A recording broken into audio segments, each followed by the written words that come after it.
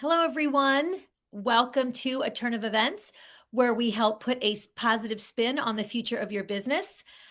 I'm Annette Naif, the CEO and creative director of Naif Productions. We are a strategic event production company based in New York City and in the Florida area now.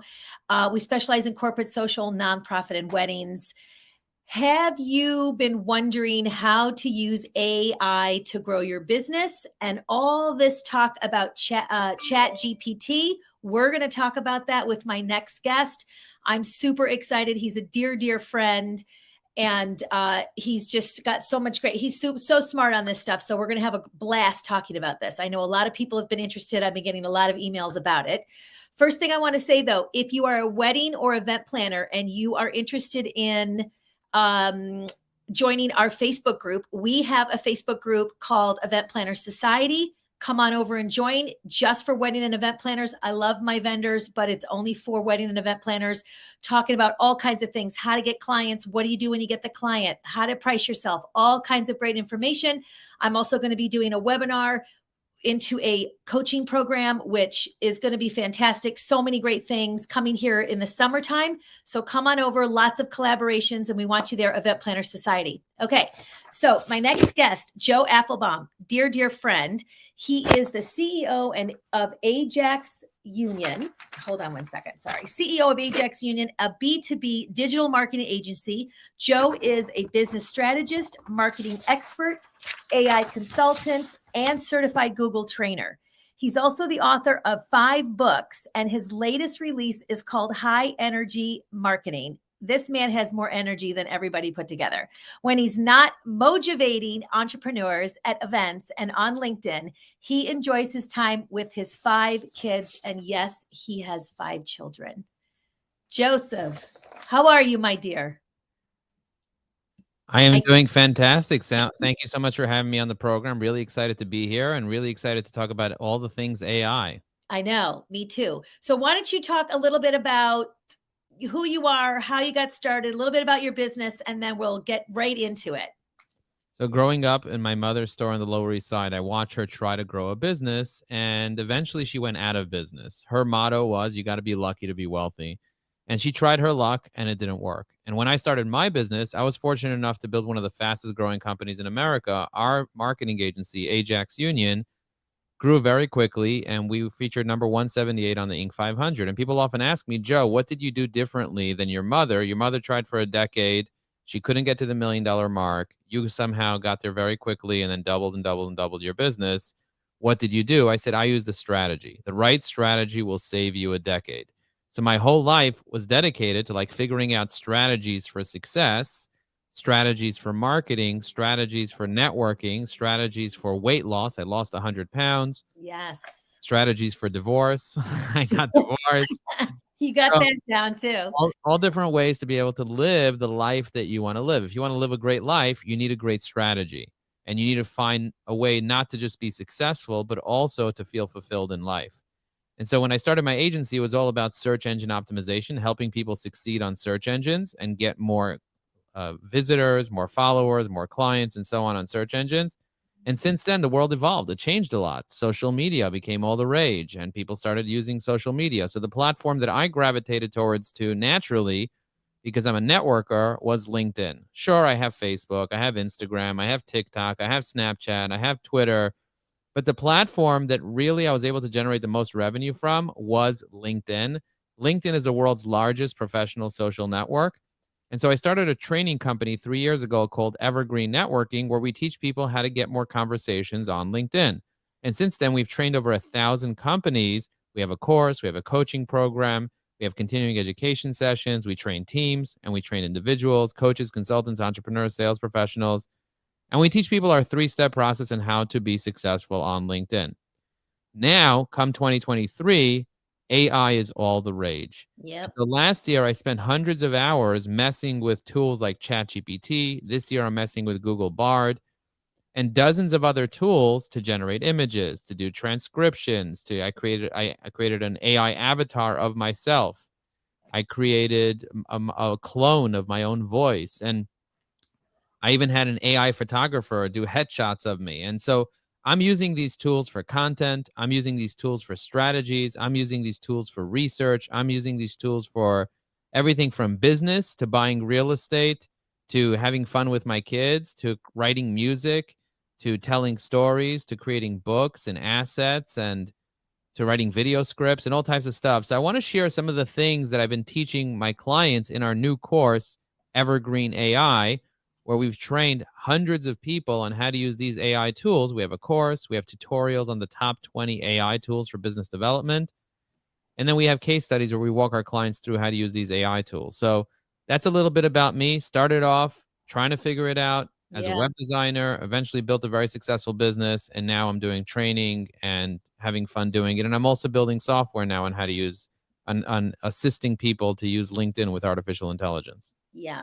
I'm super proud of you because I've watched you build this and go, and you know, the key to success is also changing with the times and watching what's going on. And it's kind of, you know, that pivot that they used to say during 2020 when we were in COVID. So I so admire you, and I think you're so amazing and you're super smart. So I'm very excited to talk about this because I myself am trying to get into this and learn how to do all this because it's all the rage. And I'm ramping up all my marketing as well. So let's jump in. What is the best way? What are the best ways to use AI to grow your business?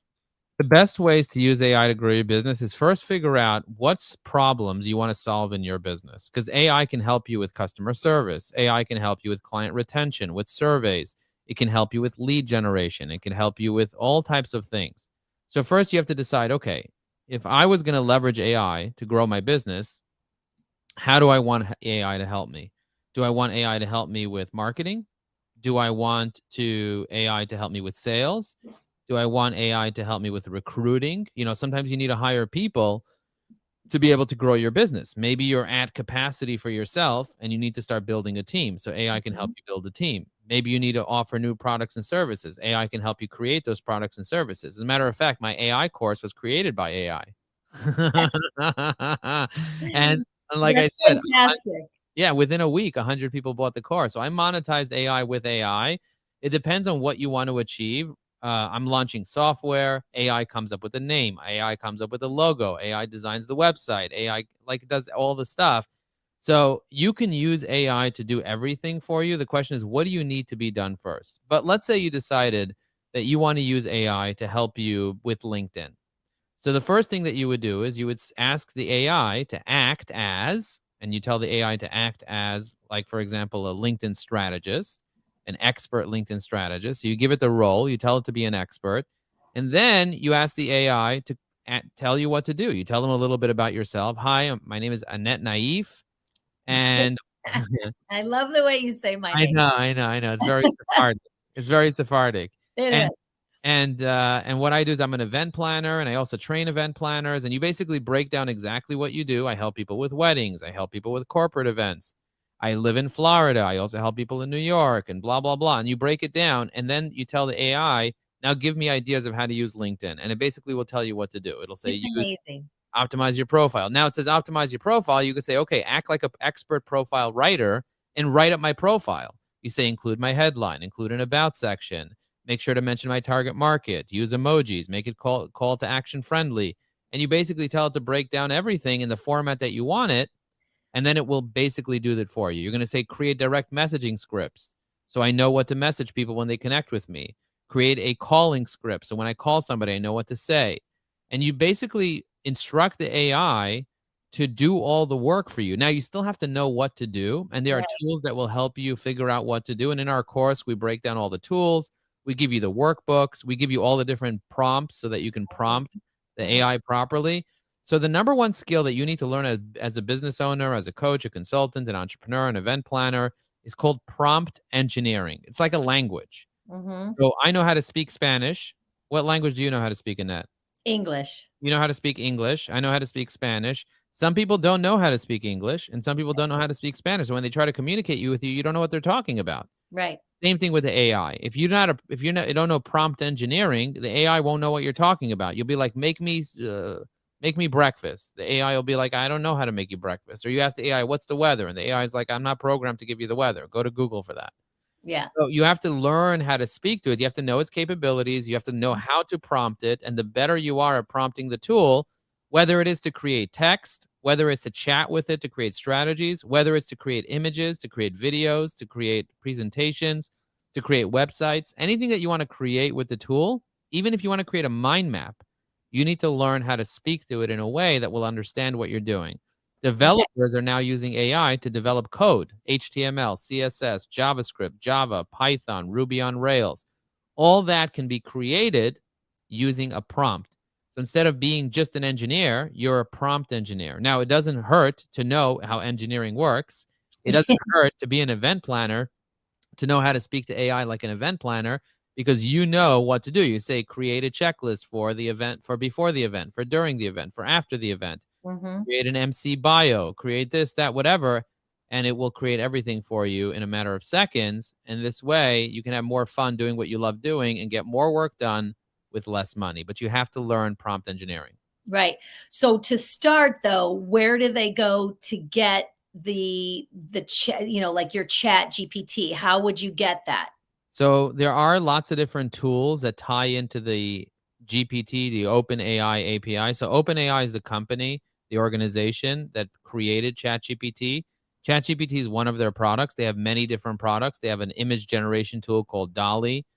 They have lots of tools. And there are a lot of companies that are tapping into their API and creating their own interface for the chat.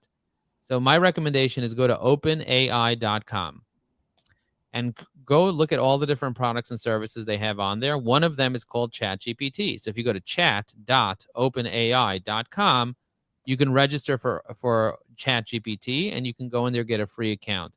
I personally pay $20 a month and I have a plus account. Yeah. Now, if you want to use an alternative chatbot, there are many different chatbots available now. There's one called Google Bard, B-A-R-D. So if you go to bard.google.com, you can sign up for the wait list. I got approved pretty quickly. And you can start chatting with the Google version using Lambda instead of GPT. It's using a different language model, but it's the same NLP technology that uses prompt engineering. And the better you are at prompt engineering, the better the results are going to come out. Right. So what's Google Bard? Google Bard is the same thing as ChatGPT. Okay. It's a chat bot that you can talk to Okay. and you can have a conversation with it. If you go into Snapchat right now, you can chat with an AI right in Snapchat. You can Mm, literally, every single technology is going to have AI. If you go to Bing, new.bing.com, you can talk to Bing like it's a chat bot. You okay. can literally have conversations with them and say, hey, my name is Joe Apfelbaum, the CEO of Ajax Union. I'd like you to create a cover letter for me. I'd like you to create a website for me. I'd like you to tell me the best ways to launch a business. Tell me the best ways to create a new product and service. Here's what I currently offer. And it will literally tell you and have conversations with you. Do research on psychedelics. It'll give you all the research on psychedelics. So you can do a lot of fun. You can have a lot of fun with it. You can learn about different industries. Right. Now, when I speak to a new client, I have a new client that just contacted me that he has a certain type of alcohol called arak, A-R. Mhm. I don't know if you ever tasted arak, but it's a very, very particular type of alcohol that's not very popular here, but it's very popular in the Middle East. It's Mhm. a very premium bottle of arak. Now, I don't know anything about arak, but guess who does know? AI. So I went in there and I did research. In just a few minutes, I was able to pull all the facts and figures and compare it to all the different types of alcohols and all the popular arak companies out there. And I was able to pull it all while I'm talking to the client. Within 10 minutes, I was able to blow the client's mind. And the client's like, how do you know so much about my industry? I don't know any of this stuff. I know the background information on it. I know how it first started. I like have all this information prepared to me in That's amazing. seconds, and it just blew his mind. And he's like, if you know how to use these tools, I want to hire you. Yeah. Marketers are not going to be replaced by AI. Marketers are going to be replaced by marketers that know how to use AI. Right. That's amazing. That's amazing. So where does AI get all the information? There's 175 billion parameters that it has built into it. So they collect information from places like Wikipedia. They get information from books. They can get information from the internet, from research papers. They were able to compile a ridiculous amount of information and put it into their database. And then they use very specific models to be able to quickly understand and create neural networks between everything out there. So the information is basically information that's available, but it stopped in 2001. The information that OpenAI has. Google has real-time information. So if you ask Google the weather, it knows the weather and it'll tell you the weather. But if you ask ChatGPT the weather, it's going to say, I don't know the weather because I'm not connected to the internet. Right. Okay. So interesting. This is amazing. So what changed in 2022 that AI became so popular, like So ChatGPT? So GPT was available for a while. They started the process in 2016. So they had the Mhm. first version, then they had the second version. Then in 2022, they came out with the third version.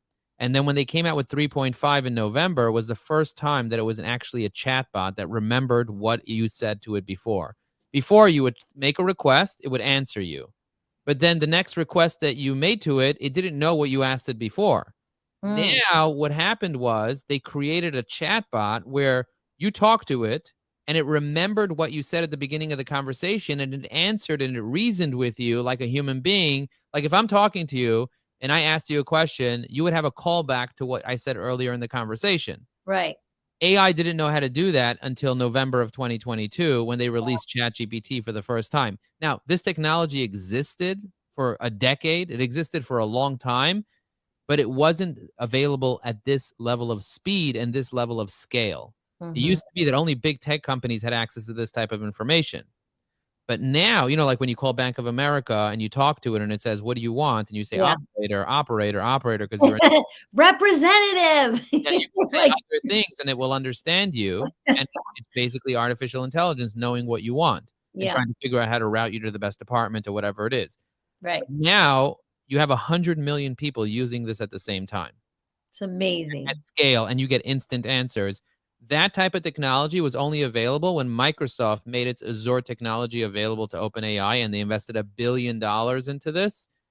They invested so much money into this and they gave them so much infrastructure that it made this possible. Before that, it wasn't possible. It was only possible for really big companies. And it's the resources that it takes is crazy. But Right. as more and more people use it, the cost comes down significantly. So they were charging for 1,000 words of their best model called Da Vinci. They have different AI models. They have Ada, they have Da Vinci, they have a bunch of models. For Mhm. their best model, they were charging 2 cents, 2 pennies for every 1,000 words that it generated for you. So if it Mhm. generated 1,000 words through the API, they would charge 2 pennies. When they came out with the next version, the cost went down by 10x. Mm, Now it's a tenth of 2 cents to come out with 1,000 words. So if you're writing 1,000 word article, it used to cost 2 cents using 3.5, GPT 3.5. yeah. Now, or using GPT-3. Now, with the latest version, it costs 10 times less. So the price of AI, the price of generated content with AI, the more people that use it, the less it'll go down. Right. The more intelligent it'll become, and the price will go down, down, down, down to where it's just basically free. It's just like, you know, it's Yeah.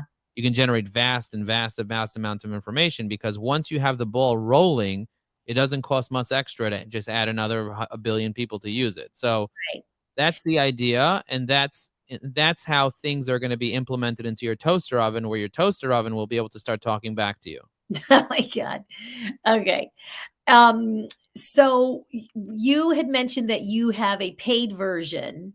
What's the difference between getting it for free and have the paid version? So sometimes there's too many people using it at the same time, and they kind of say, "Sorry, too many people are using it, come back Ah, later." So if you ever got that, it means you're not paying for it. They reserve a certain amount of seats for the people that pay $20 a month. It's called okay. ChatGPT Plus. Okay. And also, the results come back 10 times faster. So when you Okay. ask for the request, you're it's gonna start typing it real slow, and it's doing that on purpose, and you can only give it one request at a time so that it kind of doesn't take up all the resources of the AI, Okay. so it responds in a small way. When I do it and I'm paying $20 a month, I get an instant result. For me, it just kinda, like, appears really quickly, and I also have access to their latest version called GPT-4, which is much more intelligent than GPT 3.5 that's available for free. So Okay. I have extra perks. So number 1, I get availability when nobody else does. Yeah. Number 2 is I get higher speeds, and number 3 is I get access to a model that most people are not don't have access to, which is more intelligent. Okay. Great. Great. Great. What does GPT stand for? GPT stands for Generative Pre-trained Transformer. Generative means it's generating information that was never generated before, so it's generative. When you ask it to make an image of Joe Apfelbaum at the Western Wall to celebrate Israeli Independence Day, it just does it. It knows what I look like. I trained it on a model. It's generative. It created it from scratch. When I tell it create a poem about Joe Apfelbaum eating tuna fish while he's flying with a raccoon on his back. It'll do that. It was never existed before. It's generative. Pre-trained means that it's trained on a specific set of rules. So if you ask it some things that are unethical or that are political or whatever it is, it's skewed a certain way. It's using a certain model. So it's not going to allow you to do things. And we're not going to get into all the things that it doesn't allow you to do here because we're going to go off the deep end. And later you can privately ask me all the things that I tried to make it do. I will. You know I will. And so that's the idea. The idea is it's pre-trained to keep it safe. And that's why a lot of big companies haven't launched this yet, because really you can do some dangerous things with it. And then the last thing is transformer. It means it's able to transform the inputs into actual real language. So it speaks actually 200 different languages, and it can learn a language very quickly. You could just feed it a language and it'll teach itself the language. So they're training it to speak over 1,000 languages. And so this AI is just so powerful. I can translate into any language. I can give it input, any programming language, any human language. And so the transformer is very powerful. Google is actually the one that introduced OpenAI to the whole transformer concept. They had it back in the day. I think he gave it to them in 2017, and it kind of revolutionized this whole thing. So that's what GPT stands for, Generative Pre-trained Transformer, and now you understand what it means. Yes.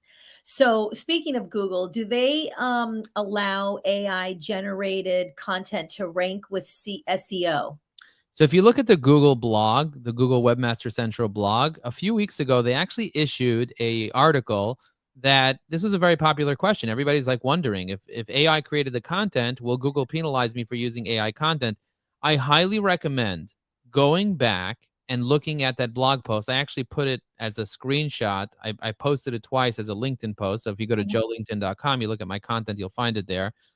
They actually said, if you just look for it's the Google blog. It's the Google it's called the Google Developers blog. Okay. Where they talk about the development and SEO and all that other stuff. So if you look at the Google Developers blog, or you go to my LinkedIn post, you'll find it there as one of the articles that I published. Okay. Essentially what they said was that they will rank AI generated content just like they rank regular content. But they're not going to judge the content based on who created it or how it was generated. They're going to judge the content based on the quality and the value that it adds. Okay. So if the AI generated content adds as much value as human generated content, it's going to respect that and make it rank number one, even if it's AI generated, because at the end of the day, it's about the value that you add to humans, not about who created it, not about the author. They don't care who the author is. So they literally write that there. And so since then, people are generating tons and tons of AI generated content. Now, there are tools, paraphrasing tools that you can use that will convert AI generated content to sound more human-like, because a lot of times it doesn't sound human-like when you're creating it. Yeah. So you could use tools to paraphrase it and it'll work just fine. What I like to do is I like to create AI generated content, then go in there and add my own 2 cents in between. Yeah, I think everyone should put their own touch on it, their own voice and all of Change that. the hook, change the call to action, so instead of it taking me 45 minutes to write an article, it'll take me about 30 seconds to have ChatGPT write the article. Then I take it and spend 10 minutes editing it and publish it, and boom. So I just save myself half an hour or 45 minutes, at least, right? So I know when I used to write blogs, I have people that do that for me now, but it took, research and thinking, and I'm a perfectionist, so it's got to be just right. So it would take me a while to do it, but we just did one. We tested it on AI and just came up with something and posted something. It was unbelievable. I didn't even change anything. Crazy. I read it. It's exactly what I would have written. I cannot believe it. It's just amazing. It's a game changer for sure. I would definitely pay $20 a month, probably more, but I don't want to say that because then they'll increase the price. But, for sure, to have the speed, the ability to really, work fast, because that's all we want to do these days. 100%. All right. So what specific examples of ways to use AI for image generation can you share? Well, the first thing you want to do is you want to decide to pick your platform. There's many different platforms available. The one that I like the best right now is called Midjourney, MID Journey. The reason I like that one is because it produces really, really high quality images. I've created over 200 pieces of art using the tool, and you can put it on a tool like Printify and actually sell it on Etsy or sell it on a Shopify website, and they'll print it on demand. Wow, So, that's amazing.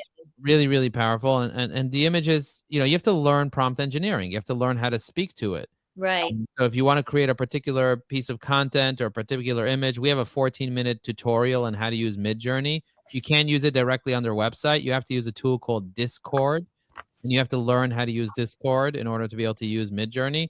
But there's other tools like Dolly. If you go to labs.openai.com, you could use Dolly. You can use Canva. Canva has AI image generation Oh, with it does. Yeah, built we into it. use Canva a lot in my industry. Yep. So we have a tutorial in our course on how to use Canva AI generated images. You could use Runway ML. You could use Stability AI's Dream Studio. There's lots of different tools, and we have tutorials on every single tool I just mentioned inside our course. But the number one tip I would give you is do research on the best type of prompts for that particular image generation tool, because every image generation tool will have different ways of taking in input. You might think about the lighting, you might think about the camera, you might think about the style or the aesthetics, Right. you might think about the painter that you wanted to copy. And some people think that's unethical. But at the end of the day, every painter took inspiration from somewhere else. And Right. so I want you to consider that using AI image generation is all about using prompts and also training the AI on how to be able to produce the image. Like, you got to talk to it in a very specific way. You can even give the AI an image and tell it, create me an image that looks like this image, but also has these words. So I can put a picture of myself and say, make me into a Disney character. It'll make me into a Disney character. Then I can clone my voice and tell it to say whatever I want. Then I can take the image, put it into an image animator tool, and it'll take and we have a tutorial on how to do this. The image animator tool, I can upload my voice to it that was created by AI, and now it starts moving and the image starts talking. That's And the I can create a Pixar looking image of me that's actually talking, that looks like me, and that's actually speaking and moving its head around and blinking his eyes and doing all that yeah. stuff. Amazing. So it just makes me worry, though, the negative side to this. So let's just say somebody did that and created something that looks just like me, sounds like me, and I'm doing something bad and it's out there, or I could be like, there's a whole nother side of this that I think people might be afraid of. What are your thoughts on that? And do you know what I'm saying? Yeah, of Like, course. There's like I was robbing a bank or something. Like, 100%. People are always going to be afraid of the negative impact of AI. And yeah, as a result of it, some of people won't even use it for the positive stuff of it. right. When smartphones came in, everyone's like, "Oh, I don't wanna use smartphones." Why? Because smartphones are addictive. Of course, Yeah, smartphones are addictive, so turn it off. Have discipline. yeah, No, they're dangerous. They can track every step I make. I'm not gonna use it. When Easy Pass came out, my mother was afraid of it because then the government knows every time you're going to Manhattan. I'm like, "Ma, who cares? Who yeah, cares if the government knows that you're going to Manhattan?" She's like, "I don't want them to know every time I go and I come. I don't want them to know where I am." I'm like, yeah, "They already know where you are. They yeah, have facial recognition videos. They know everything about you. They know every time you sneeze, who you're with. With cell phones, they know everything." And so some people still don't use cell phones to today. right. I'm not afraid of AI. I'm embracing AI. I'm leveraging it. I'm using it for my business. Can you be afraid of it? Yes. So you can also be afraid of computers. You could also be afraid of cybersecurity criminals. You could be afraid of murderers. You could be afraid of squirrels that have rabies. You can be afraid of so many different things. But at the end of the day, the way that you protect yourself is by learning how to leverage it and Yeah, by understanding how people can leverage it and then using it yourself to see how you can protect yourself. I actually called up my employees and I told them, if I ever call you up from my phone number and I give you instructions to transfer money or to do something or whatever it is, I want you to ask me the following questions to see if I know the answers of these questions that only they would have the answer to. awesome. Yeah, And so, if I was going to hit you up, Annette, and I called you up in the middle of the night and you picked up and I asked you to do me a favor, I would want to ask you what podcast you saw me on when we originally met. yeah. Who was that guy? And if you can't tell me who that guy was, then you're not real. You're I not can't believe you remember that because that was like smart. 100 years ago. Thank God that, he introduced us and, He's such such a a sweetheart. Yeah. yeah, such a great and we've been dear friends for so long now. And then, COVID hit and we didn't get to see each other as much, but hopefully we can do that again Yeah. soon. All right. So, good prompts versus bad prompts. Can you give us some examples? I know you did a little bit in the beginning, but let's Yeah, just yeah. narrow it down a little bit. A bad prompt is a very generic prompt that says, write a blog post with Right. no additional information. So anytime you give the chat saying, you just tell it, I need a resume. The AI is going to figure out how to answer you, but it's not going to give you a good instruct. It's not going to help you. It's Right. going to help you in any way. You're going to be like, write a great post. Or what platform? Like, what are you talking about? Right. If you want to be successful with prompting, you need to give it a role. You need to tell it its level of expertise within that role. You need to give it specific constraints for what to include and what not to include. And you need to give it as much detail as possible Mm-hmm. around the topic and your style of writing that you want, and the voice and the tone and any background information that it can use. If Great. you give it all that, the likelihood of it being successful and producing a great piece of content or a great strategy for you or a great response is going to be very, very high. So even just considering the role, considering its level of expertise, considering your goal, considering the tone, the voice, giving it background information, telling it what you want it to accomplish and why you're doing this and what platform it's for, and including several constraints, and also what format to give it to you in. You know, you Right. want it in a table? Do you want it in a bullet point list? Do you want it in this way and that way? Do you want it to be HTML friendly? Do you want it to include keywords? So however you want it to create, whatever you want it to create, give it constraints, give it a role, give it a goal, give it a tone, and you're much more likely to be successful. And we have a whole AI prompt guide on our website. If you go to evergreen.com and you click on the AI section, we have resources. We have a course. If you go to newaicourse.com, newaicourse.com, you can find out more information about our AI course. And like I said, we have a book with over 1,000 different prompts that we give you when you sign up. Awesome. Awesome. Awesome. Awesome. Okay. So how do you know that the information is true? Does AI lie? AI lies all the time. They call it hallucinations. It can hallucinate. It doesn't even need to take mushrooms, Annette. Although it can take mushrooms, but images of mushrooms. It's not going to hallucinate. You can ask it to hallucinate if you want, and it'll behave. I asked it to act like a drunken sailor and start Yeah, responding like it was completely drunk, and it was so funny the way it was responding. It that's really behaved like it was a drunken sailor. But yes, it will lie, it will make things up, it will sound authoritative. So one of the things that we teach in our course is how to validate information. So one of the ways to validate information is to ask it for its background information. Where did you get this? What are your sources? Things like that. And there are very specific prompts that can help you be able to achieve that. And that's the idea. okay. So there's lots of different ways. You know, basic prompts are between 3 and 7 words. You could use multiple adjectives. When you're creating images, for example, you can ask it to create things in a certain style, or you can ask it to use specific types of computer graphics like Octane render, cycles, Unreal Engine, ray tracing. You can also tell it what quality you want. You want it low quality, medium quality, you want it 8K, 4K. And you could also make sure not to use banned words because the AI is not going to be able to produce well if you're using banned words. So you could just say a squirrel, or you could say a squirrel in a tree eating a nut.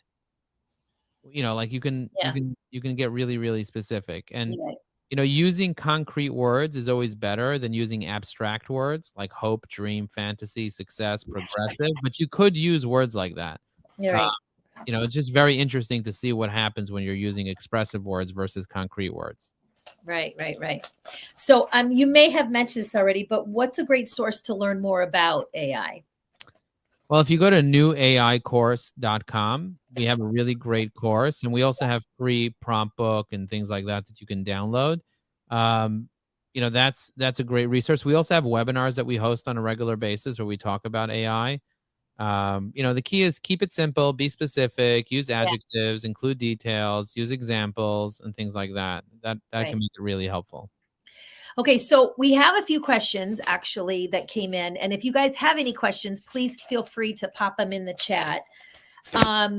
Okay, so Mike wants to know, what are some ChatGPT alternatives if I can't get in?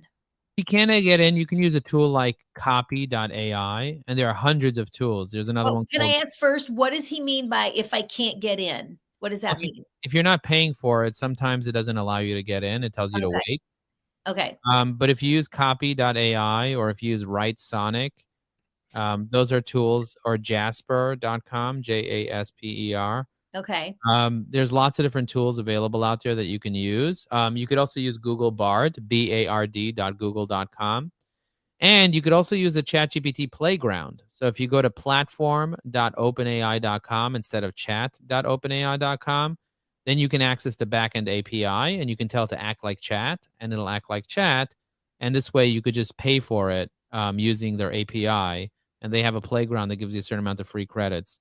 So there are ways to work a workaround to it, or you can use different tools that use their API. Okay, great, great.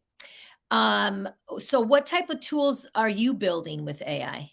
So I'm building a tool called Evy AI, EVYAI.com, and that tool allows you to download a Chrome extension, and it lets you do 6 things on LinkedIn. Number 1, it allows you to leave comments on people's posts on LinkedIn, so it'll generate a comment automatically.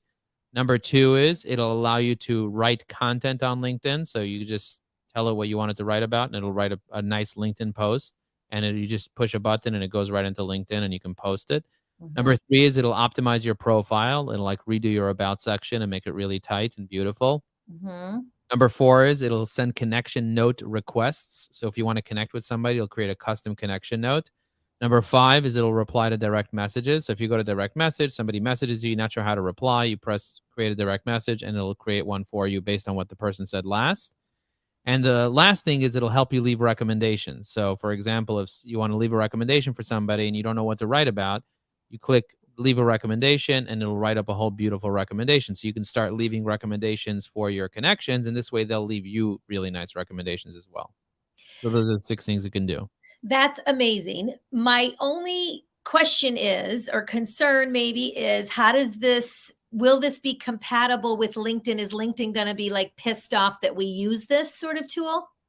Well, we're not automating LinkedIn. We're just using AI to read the content and suggest things that you can use. So Ah, you'll just push a button, it'll add it to LinkedIn, but it's not automatically going to be using LinkedIn on your behalf. okay. LinkedIn does get upset when you're using LinkedIn automatically. It's against their terms and conditions. Right. They are coming up with a solution called AutoGPTleads.com. And AutoGPTleads.com is going to be a tool that logs into LinkedIn for you and does connections and all that automatically. And that's not for everybody. That's only people that want to take the risk of, using a tool like that. Yeah. But Evy AI is a very clean tool. It doesn't automate anything on LinkedIn. It just helps you as your assistant to tell you what to say on LinkedIn each time. Okay. Okay, good. All right, so Jeff asks, how do you automate AI to work with other apps? The way that you use AI to work with other apps is using a tool called Zapier. I'm sure you heard of Zapier. Mhm, There's mhm. another tool called make.com, make.com. They both integrate with ChatGPT. And so, for example, if you want to create a Twitter bot that will automatically respond to people's tweets, you can connect ChatGPT's API to Twitter, and using make.com or Zapier, it'll look at your Twitter account every 5 minutes, every 15 minutes, every hour, and it'll respond to anything that's out there. You can have it automatically generate tweets, and you can create a randomizer, and we're using prompts. It'll automatically generate a tweet, and it'll post it to Twitter, and then it'll respond to people that respond to that tweet, and so on. So that's an example of a tool that you can use to help you automate ChatGPT in a way that it can integrate with any of your stuff. So you can create a bot, you can create whatever they have over 6,000 different integrations. So Mhm. you can have it check your email for a particular email address and have ChatGPT. Let's say, for example, your ex messages you nasty messages every day. You can have Zapier or Make.com log into Gmail, find that email from her, make a response, and send it in a very nice and formal tone. Yeah. I just saw, I think it was on um oh gosh, what's it called? A Shark Tank. And Oh, there was a girl who's created an something that goes over your text messages, that if you're about to send a bad text message to somebody, it will alert you and say, "Are you sure you want to say this? Are you sure you want this tone?" It's kind of clever, but it keeps from getting kids in trouble. It's mostly for like high school and all of that, like kids in school, but I thought it was very clever. Okay. So Steve asks, what are the dangers of using AI in your business? Dangers of using AI in your business is that you might post invalid information, representing your business. Yeah. The other danger is to just generic content that doesn't really have much value. So you don't want to be able to, just write generic. You want to customize it. The other thing is that it doesn't have your voice. Sometimes you'll post something and it just doesn't have any voice. It's kind of just like information. It's very Yeah. generic and robotic. Right. So I would say those are the biggest dangers, putting misinformation, putting information that doesn't have your voice, or putting information that's way too generic that doesn't add value. So, but if you use it smartly, use it as your assistant, use it as kind of like augmented reality, that it's helping you take things to the next level, not Right. just the main dish, but it's the salt and pepper you put on the potatoes that help you take things to the next level. Yeah. Awesome. Okay. So we're coming down to the end here. What is your personal workflow with AI? Like, which tools do you use the most? Well, I use Otter to transcribe. I love Otter. I love using Otter. I use ChatGPT as my chatbot, and I use Bard as well. I use Synthesia for AI avatar creation. I use Copy.ai and Jasper to help me create really, really great content. I use a tool called Tome to create presentations, Tome.app. Those are the main tools that I'm using right now. I'm also using Canva a lot. I'm using Looka, Looka, to create logos and branding, with just a few clicks of a button. Wow. So I use that quite a bit. I actually created a logo today on Looka.com, and I'm using it for one of my tools. I also use Runway ML quite a bit. Runway ML helps me be able to create images in my likeness, because it modeled after me, and I created a model for me. And I also use 11 Labs and DID. One of them is a voice cloning tool. So those are essentially the tools that I use the most. Yeah, that's a lot, and I'm sure people are overwhelmed with all of those. But the most important thing is just get started, take the tips that, Joe has shared here with, getting in the chat GPT going, and just start, playing around with it. And I think, it's such an amazing tool. I'm very excited about it. And I'm so happy that you shared all this information.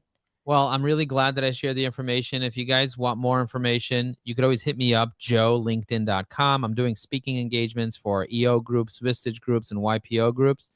I'm also doing presentations for marketing firms. So if you have a marketing firm with more than 5 employees and you want to hire me to train your team, I'm happy to do that. I've been training many marketing agencies. And if you're an individual, a consultant, or somebody that wants to learn how to use AI, if you go to newaicourse.com, you can find out more information. Or if you want to find me, you can go to joelinkedin.com. That's JOE LinkedIn.com. And you can find my profile. My cell phone number is in my about section. Feel free to WhatsApp me. Thank you, Annette, for having me. This was You're exciting. I'm so amazing. glad that I Thank did you it. so much. And you guys have to learn from how he, like he actually taught me how to change my LinkedIn to AnnetteLinkedIn.com. It's super easy to do. Thank you so much, my dear. I so appreciate everything about you, our friendship, everything. You're so smart and you're always there for me. And Joe is the most amazing networker on the planet. He introduces people to me all the time. I'm actually connecting with the last person you sent me to, which is Tatiana. We're meeting this week, and it could be something really big for both of us. So, Yay. I mean, you do the most amazing things for people. You're always there, and I just so appreciate you. And thank you so much for your time, because I know you're super busy. All right. Thank you. We'll talk All soon. right. All Bye. right, you guys. I'll see you next week. Actually, not next week, because I have a big wedding this next week. We're very excited about. We're going to be in North Carolina for a wedding next week, but we'll be back again the following week. Thank you so much for joining us. If you missed any of this, go back and listen, because it's so much great information. And let us know how it's going. And if you have any more questions, join us in the chat, and we'll jump in and answer them for you. And if you are a wedding or event planner and you want to get into our Facebook group, come on over to Event Planner Society. Love to have you. All right. Talk to you guys later. Take care.